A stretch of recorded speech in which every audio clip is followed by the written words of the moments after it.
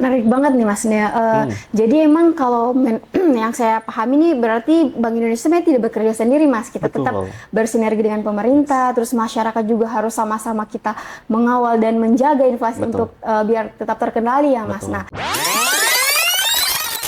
Assalamualaikum warahmatullahi wabarakatuh. Hai Sobat Rupiah, kembali lagi pada program Polo Palo, podcast literasi, opini, dan aspirasi to Hulondalo.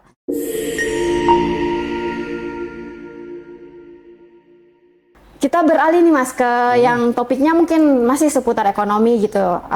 Kita ke pertumbuhan ekonomi nih Mas. Sekarang apa sih sebenarnya yang dimaksud dengan pertumbuhan ekonomi gitu Mas, dan kenapa kita harus memperhatikan dan paham mengenai pertumbuhan ekonomi khususnya di daerah kita? Baik, baik, baik. Jadi kalau pertumbuhan ekonomi itu merupakan cara mengukur bagaimana suatu negara atau daerah itu dapat menghasilkan atau memproduksi barang dan jasa dalam suatu waktu tertentu. Biasanya konsepnya itu namanya adalah konsep PDB atau PDRB kalau di daerah. Jadi PDRB itu produk domestik regional bruto. Jadi apa yang dihasilkan oleh daerah tersebut dalam suatu kurun waktu tertentu. Nah, gimana sih cara mengukurnya ya? Biasanya yang digunakan oleh dalam hal ini BPS ya, selaku otoritas yang mengumpulkan data di Indonesia, itu melakukan pendekatannya itu dari sisi pengeluaran. Itu kan kalau di pertumbuhan ekonomi itu ada beberapa komponen ya. Ada komponen C, itu namanya consumption, I itu investasi, G itu government atau konsumsi pemerintah. Kemudian ada satu lagi itu X. X itu adalah hasil antara pengurangan ekspor dikurangi impor. Jadi bagaimana menghitung PDRB itu? Ya itu tadi dari sisi pengeluaran, hasil penjumlahan dari konsumsi ditambah investasi ditambah konsumsi pemerintah ditambah net ekspor impor. Namun dari sisi lain, dari nilai tambah produksi atau dari sektor-sektornya, kan di lapangan usaha di Indonesia itu ada berbagai macam sektor ya. Kalau nggak salah ada 17 deh kalau nggak salah yang lapangan usaha utama ya, ada 17 lapangan usaha utama. Itu nanti dihitung juga tuh masing-masing output dari masing-masing lapangan usaha, tapi nanti pada akhirnya antara nilai dari sisi pengeluaran dan dari sisi nilai tambah produksi itu pasti hasilnya sama gitu. Jadi itu nanti yang akan keluar sebagai nilai pertumbuhan ekonomi gitu. Ya. Nah, Mas, bagaimana sebuah daerah ya, contohnya misalkan Provinsi Gorontalo itu bisa mengalami pertumbuhan ekonomi dan juga apa yang membuat ekonomi itu dikatakan tumbuh gitu, Mas? Ya, tentu saja dikatakan tumbuh itu kalau ada peningkatan ya secara dalam jangka waktu tertentu. Biasanya kita melihatnya itu dibandingkan periode yang sama tahun sebelumnya, atau istilah statistiknya itu year on year. Misalkan di triwulan 4 2026 kita bandingkan dengan triwulan 4 2025. Ketika ada angka pertumbuhannya itu positif ya, di atas 0, itu berarti ada pertumbuhan di situ. Namun kalau di bawah itu berarti pertumbuhannya negatif atau melambat gitu ya, turun dibandingkan dengan periode yang sama di tahun sebelumnya. Nah, bagaimana sih tadi pertanyaan kedua itu kalau nggak salah, bagaimana ekonomi itu bisa tumbuh ya? Tumbuh. Oke. Tadi dari sisi pengeluaran kan ada beberapa komponen ya.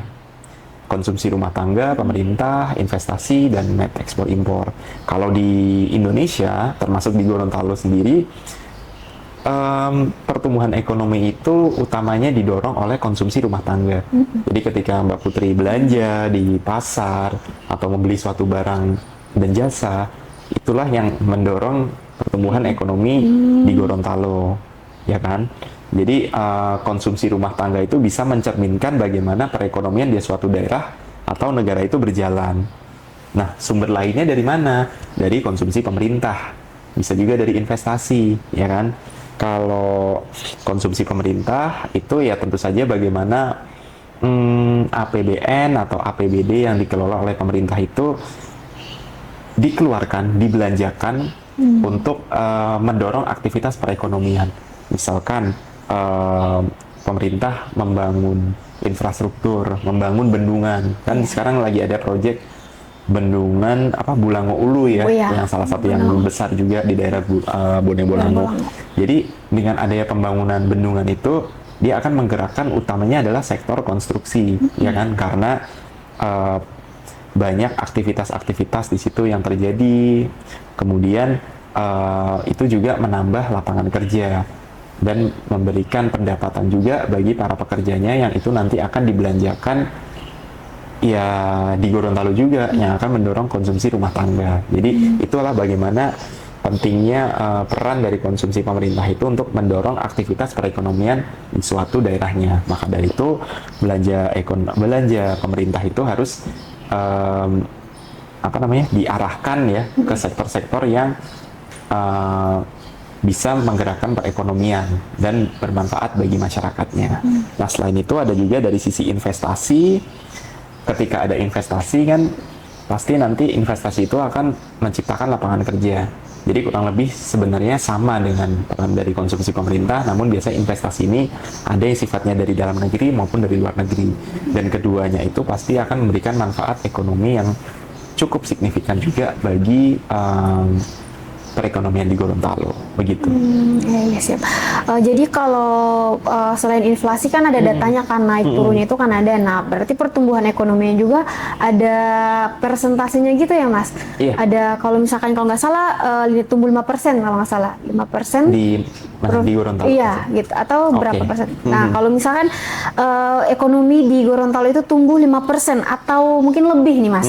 Apa sih arti angka itu di dalam kehidupan kita sehari-hari sebagai masyarakat, korelasinya yang dapat kita rasakan itu gimana, Mas? Oke. Jadi untuk pertumbuhan ekonomi sendiri dari pemerintah dan bersama-sama dengan Bank Indonesia pun kita menetapkan target pertumbuhan ekonominya. Saya agak lupa sih angka pastinya, namun kalau nggak salah di rentang antara 4,8 sampai 5,4 di tahun 2025. Dan nanti di tahun 2026 akan meningkat, 2027 meningkat lagi, dan mudah-mudahan nanti cita-cita untuk mencapai pertumbuhan ekonomi yang sekitar 7 atau 8% itu bisa tercapai. Jadi dengan adanya target itu merupakan sebuah target yang harus kita capai nih. Tadi kalau di Gorontalo sendiri memang di tahun 2025 secara tahunan ya, mungkin di triwulan 4 dulu. Di triwulan 4 pertumbuhannya itu 6,12%. Namun secara tahunan itu 5,71%. Mungkin nanti bisa kita bahas lebih lanjut apa saja yang mendorongnya ya. Cuman tadi kalau Putri tanya, tadi tanya apa ya? Dampaknya ke Dampaknya ya, masyarakat, arti untuk kehidupan masyarakat ya. Tentu saja dengan angka pertumbuhan itu harapannya adalah bisa berdampak pada peningkatan kesejahteraan masyarakat, ya kan? Karena harapan dari semua orang itu adalah dengan adanya pertumbuhan ekonomi, kesejahteraan masyarakat bisa meningkat nih. Dan di Gorontalo sendiri, tadi kami coba cek angka-angka yang indikator yang menunjukkan kesejahteraan itu cenderung mengalami peningkatan di tahun 2025. Misalkan ada yang namanya itu NTP atau nilai tukar petani. Kenapa NTP ini jadi salah satu indikator? Karena memang sebagian besar masyarakat di Gorontalo ini profesinya masih sebagai petani. Jadi di posisi akhir tahun 2025 NTP-nya Provinsi Gorontalo itu di triwulan 4 2025 itu sebesar 120,89. Jadi kalau NTP itu di atas 100 berarti ibaratnya uang yang diterima petani itu lebih banyak dibandingkan uang yang harus dikeluarkan oleh mereka untuk bercocok tanam. modal gitu ya, Mas? Dibanding modal, jadi mereka dapat untung lah. Itu kalau di atas 100. Kebetulan angkanya di Gorontalo itu 120,89. Jadi sebenarnya lumayan tinggi dan menandakan petaninya berarti mendapatkan untung yang ya lumayan lah gitu kan.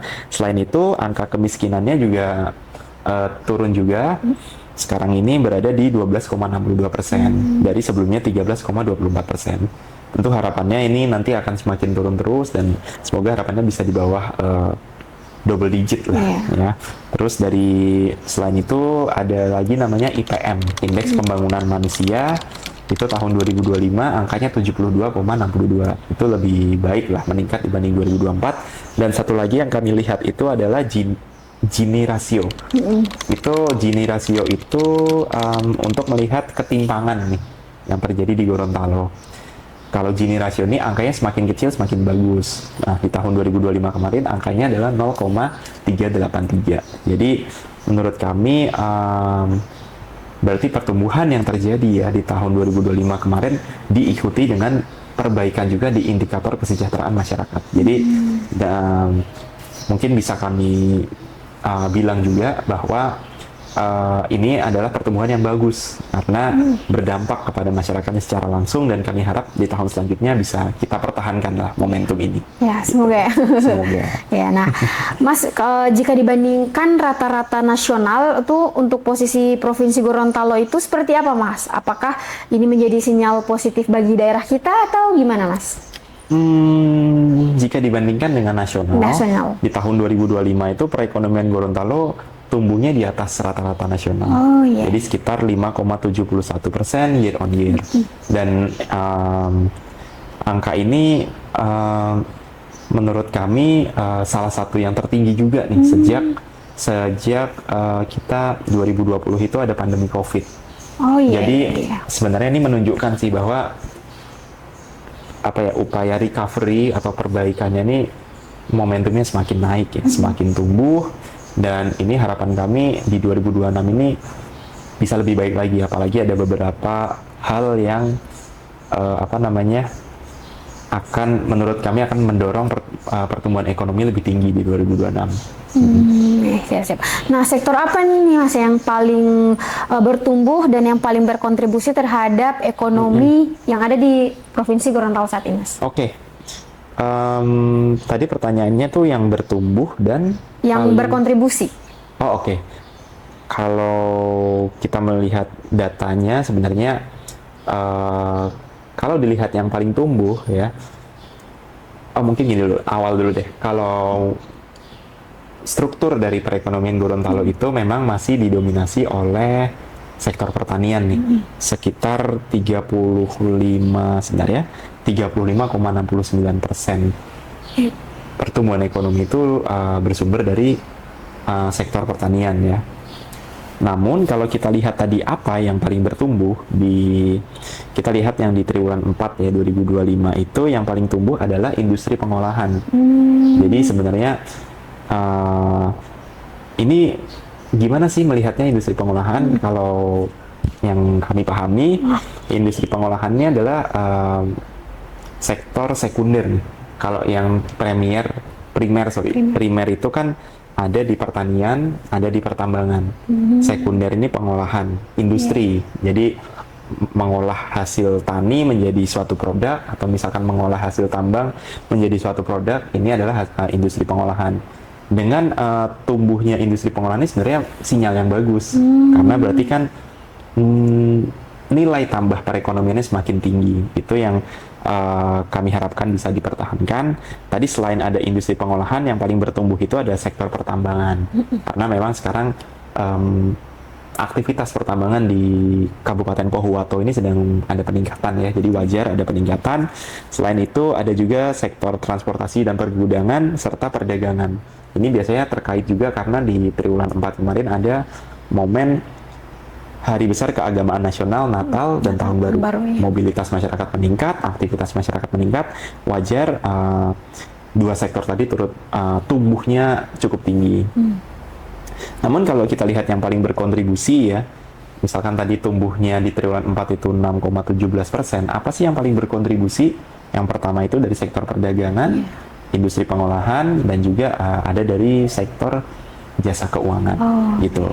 Jadi itulah yang di tahun 2025 kemarin mendorong ya, berkontribusi terhadap pertumbuhan ekonomi di Gorontalo. Perlu yang 2026 nih dikasih kisi-kisi mungkin?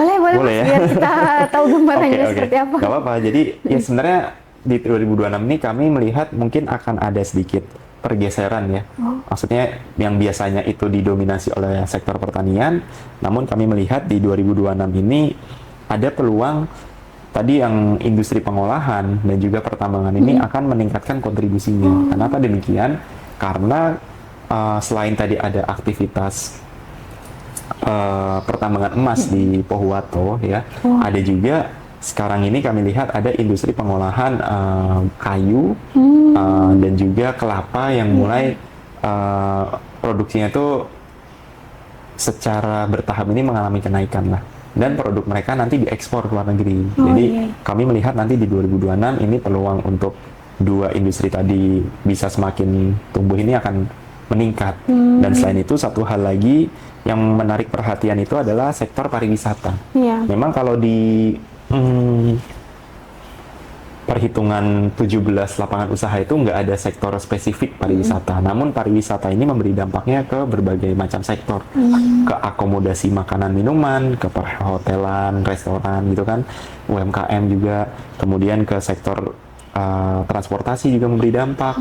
Itu makanya kenapa pariwisata Gorontalo ini sangat potensial sekali untuk dikembangkan di tahun 2026 ini sih, kalau kami lihat. Ya, jadi kayak salah satu, apalagi kita anak muda itu bisa sambil mempromosikan mungkin Mas. Jadi kayak orang bisa datang ke Gorontalo, jadi kayak secara tidak langsung kita juga berkontribusi nih Mas sebagai penyumbang pertumbuhan ekonomi, tapi dalam hal misalnya promosi yang lebih relevan dengan kita gitu Mas. Nah, saya mau tanya lagi nih Mas, apakah pertumbuhan tersebut sudah mulai terlihat dalam bentuk peluang kerja mungkin atau peningkatan aktivitas usaha masyarakat gitu Mas, yang menurut Mas Dan gimana? Oke, kalau dampak dari pertumbuhan ekonomi tersebut tentu dalam hal peluang kerja, lapangan kerja menjadi bertambah ya, dan ini mungkin sejalan juga dengan salah satu tujuan dari pemerintah pusat ya untuk menciptakan lapangan kerja sebanyak-banyaknya ya. Dan tentu saja selain itu peningkatan aktivitas masyarakat tentu bisa terlihat tadi dari beberapa indikator ya, yang seperti konsumsi rumah tangganya meningkat. Kemudian di lapangan pun kami melihat di beberapa area itu titik-titik keramaian sekarang kami merasa sudah lebih hidup lah, seperti di wilayah kota itu mungkin di sektor perdagangannya itu aktivitas jual belinya semakin meningkat, di pasar semakin meningkat ya kan, dan di daerah lain pun sepertinya terjadi juga hal-hal seperti itu. Gitu sih Putri. Nah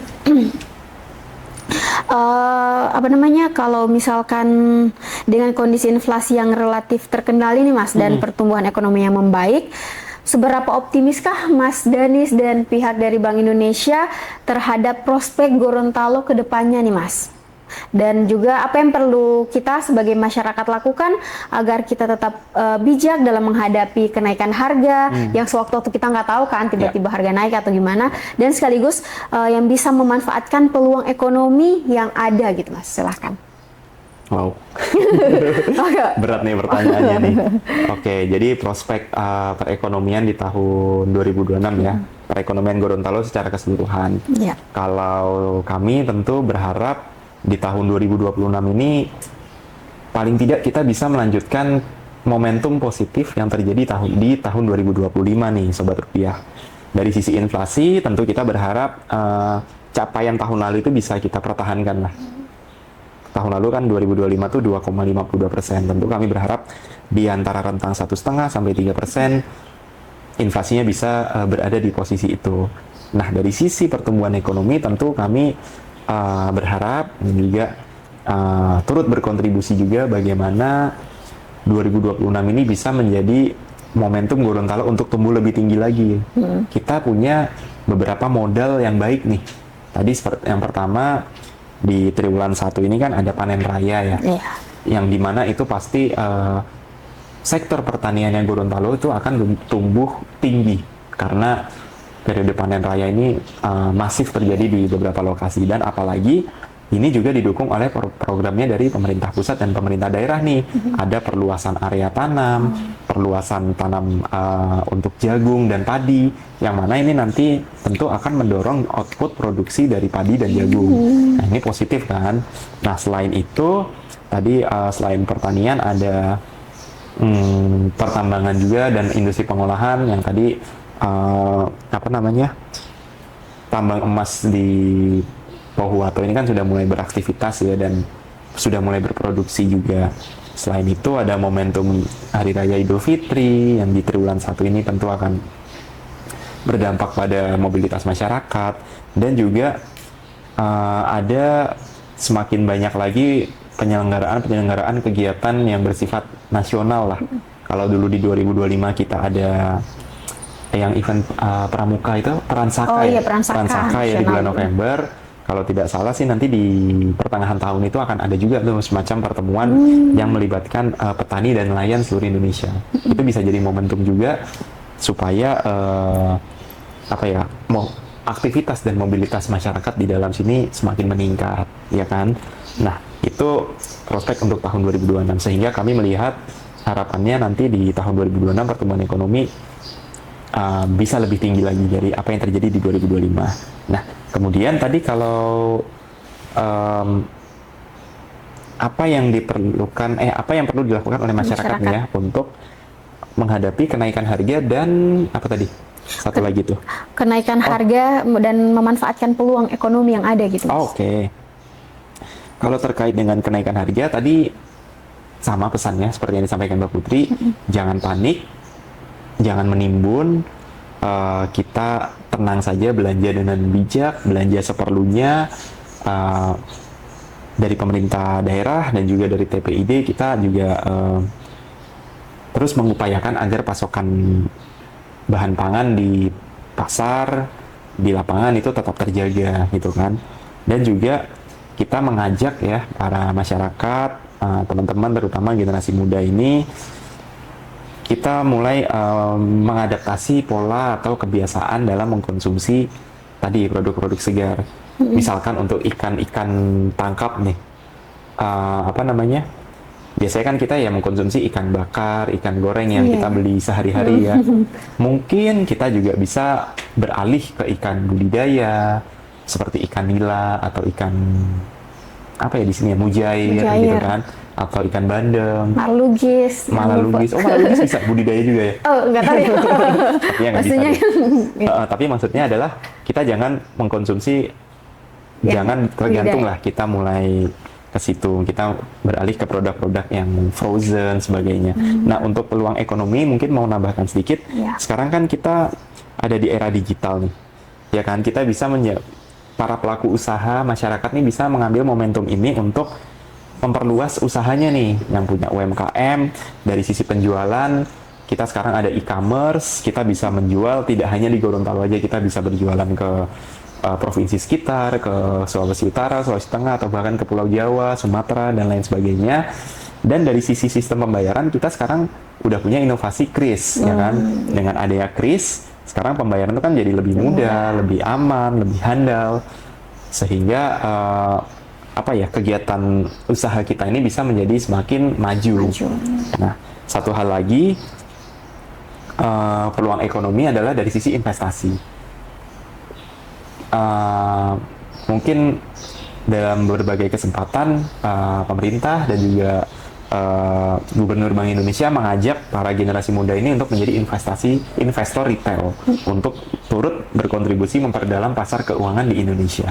Kan sekarang ada berbagai pilihan instrumen investasi yang menarik, mulai dari surat berharga, obligasi, saham, termasuk emas tadi yang mungkin masih konservatif ya. Namun perlu diwaspadai juga, jangan sampai teman-teman ini tergiur dengan investasi yang menawarkan imbal balik dengan jumlah yang tinggi dalam waktu yang singkat. 99% bisa dipastikan itu investasi yang beresiko atau bisa dibilang ilegal ya. Jadi kalau suatu hal itu terlalu bagus, itu pasti tidak too good to be true lah. Sulit untuk dipercaya. Jadi investasi itu bagus, namun harus dipastikan investasi yang aman, terpercaya gitu ya, Mas. Gitu. Aduh, kalau misalkan dari pembahasannya ini ya, kalau yang saya lihat semua elemen masyarakat itu bisa punya partisipasi ya Mas. Betul. Tadi dari pertanian, sektor pertanian, perikanan, UMKM, Iya. bahkan mungkin anak sekolahan juga sebenarnya pengaruh juga ya Mas, Betul, kayak betul. membelanjakan jajanan mungkin dan Iya. sebagainya. Jadi emang sih ekonomi itu sangat krusial gitu di Krusial, seluruh betul. di Indonesia, di dunia, bahkan di Provinsi Gorontalo khususnya gitu. Nah, buat teman-teman juga nih, kita harus sama-sama menjaga ya Mas, biar ekonomi di daerah kita tercinta itu tetap tumbuh dan Iya. inflasi tetap terkendali. Nah, mungkin pesan-pesan untuk menutup perjumpaan kita pada Polo-Palo kali ini apa Mas? Boleh disampaikan ke Oke. Sobat Rupiah Gorontalo. Baik, mungkin buat Sobat Rupiah, kami ingin menyampaikan mungkin beberapa pesan ya yang bisa kita lakukan, bisa kita jadikan acuan untuk bisa turut berkontribusi dalam mendorong perkembangan pertumbuhan ekonomi di Gorontalo. Yang pertama tentu untuk mendukung pertumbuhan ekonomi, kami menghimbau teman-teman masyarakat Sobat Rupiah untuk membiasakan konsumsi produk lokal, produk UMKM dari Gorontalo. Karena dengan demikian nanti perputaran uang, perputaran nilai itu akan semakin banyak yang berputar di Gorontalo. Jadi dari kita untuk kita nih, ya kan? Kalau bukan kita yang belanja produk-produk UMKM kita, siapa lagi, ya kan? Dan kami pun percaya kok produk-produk UMKM ini kualitasnya tidak kalah lah dengan produk-produk lainnya yang bisa kita temui di pasaran. Nah, kemudian yang kedua, karena kita ada periode Idul Fitri, kita juga tadi bijak berbelanja, jangan menimbun, belanja seperlunya saja. Jangan khawatir bahwa ketersediaan pasokan itu terjaga di pasar. Dan yang terakhir tadi yang menarik juga adalah terkait dengan investasi. Kita mulai membiasakan berinvestasi. Tadi dana yang mungkin kita alokasikan untuk belanja, kita belanjanya lebih bijak lagi. Dana yang terkumpul bisa kita investasikan dalam instrumen-instrumen yang terpercaya dan sudah resmi ya dari lembaga terkait dari OJK. Jadi 3 pesan itu sih saya rasa Mbak Putri yang bisa saya sampaikan. Semoga itu bisa menjadi inspirasi lah, bisa menjadi pedoman juga buat Sobat Rupiah juga nih dalam beraktivitas ke depan. Iya, siap-siap ya. Terima kasih Mas Danis atas informasinya hari ini. Udah hampir kurang lebih 1 jam ya kita ngobrol-ngobrol, dan ini kalau orang Gen Z bilang itu daging semua Mas. Jadi banyak informasi yang kita dapatkan yang bisa kita implementasikan, dan untuk sebagai bentuk kontribusi kita terhadap Indonesia dan khususnya untuk daerah kita tercinta.